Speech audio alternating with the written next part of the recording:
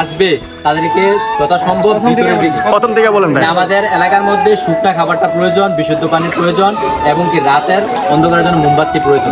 এখানে মোমবাতি এবং ওই যে শুকনা খাবার প্লাস যে যারা ভিতরে থাকে ওই ফ্যামিলিকে কিভাবে দেওয়া যায় এটা আপনারা থাকবেন বলতে রাস্তার পাশে যারা আছে তাদেরকে দিচ্ছে না এবং কি ভিতরে যারা আছে তাদেরকে দেওয়ার চেষ্টা করেন এবং কি এই এলাকার যারা যুব সমাজ আছে প্রতিনিধি যারা আছে তাদেরকে মাধ্যমে সমন্বয় করে ভিতরে যারা আছে তাদেরকে দেওয়ার চেষ্টা করলে সর্বোত্তম হবে।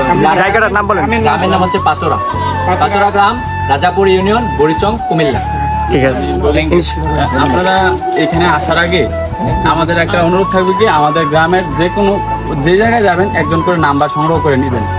কারণ কি আপনারা আসেন মেন রোডে আসেন, মেন রোডে দিয়ে চলে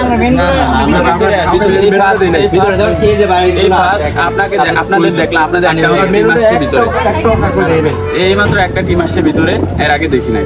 আপনাদের সাথে যারা আছে এই যে দেখতেছেন অবস্থা, শুকনা খাবার, বেশি শুকনা খাবার, মোমবাতি, লাইটার এগুলোর ব্যবস্থা একটু করবেন, যতটুকু পারবেন আপনারা সাহায্য করুন ভিতরে দিকে।